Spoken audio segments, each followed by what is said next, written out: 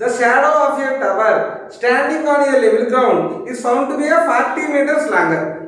When the sun altitude is 30 degrees, then when it is 60 degrees, find the height of the tower అన్నాడు. అంటే ఒక tower మీద sun altitude అనేది 30 degrees నుంచి 60 డిగ్రీస్కి వచ్చేపాటికి అది 40 మీటర్స్ లాంగ్ ఉందంట, right? So find the height of the tower అన్నాడు. సో చూద్దాం ఒకసారి. సో ఇది మనకి టవర్ అన్న. సో ఇక్కడ నుంచి ఎంత వరకు ఆల్టిట్యూడ్ ఎంత? So 30 degrees.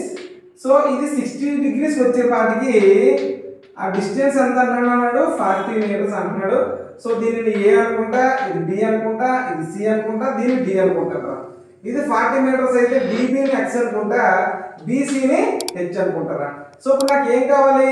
సో బీసీ కావాలా.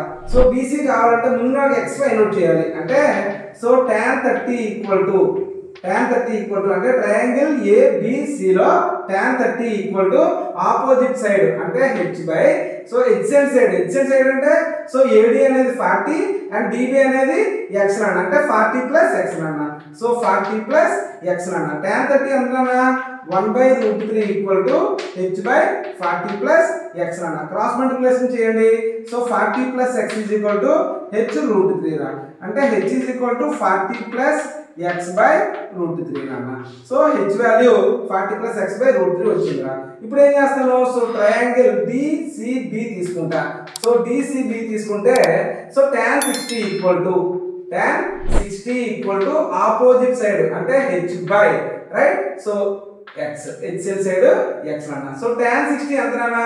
So tan 60 equal to √3 equal to h by x రా. అంటే h is equal to √3 x నాన్న. సో ఇక్కడ h in terms of x లో వచ్చింది and h in terms of x లో వచ్చింది అన్న. సో ఈ రెండు ఈక్వల్ చేసాను అనుకున్నాను నాకు x వాల్యూ వస్తుంది అన్న.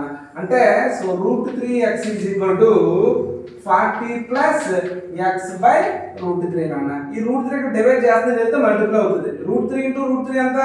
3x equal to 40 plus x అన్న. ఈ ప్లస్ x తీసుకొద్దాం, మైనస్ x అవుతుంది. 3x మైనస్ x ఎంత? 2x ఈక్వల్ టు 40 నాన్న. 2 1s 2 20s నాన్న. x ఈక్వల్ టు ఎంత నాన్న? 20. x అంటే ఏంటి? db ఎంత నాన్న? 20. మరి ఇప్పుడు మనకి ఏం కావాలి? హైట్ కావాలి. హైట్ ఆఫ్ ది పోల్ కావాలి. h ఈజ్ ఈక్వల్ టు ఏమన్నా? √3x అంటే √3 ఇంటూ 20 నాన్న. h is equal to 20 √3 meters నాన్న. సరిపోయిందా?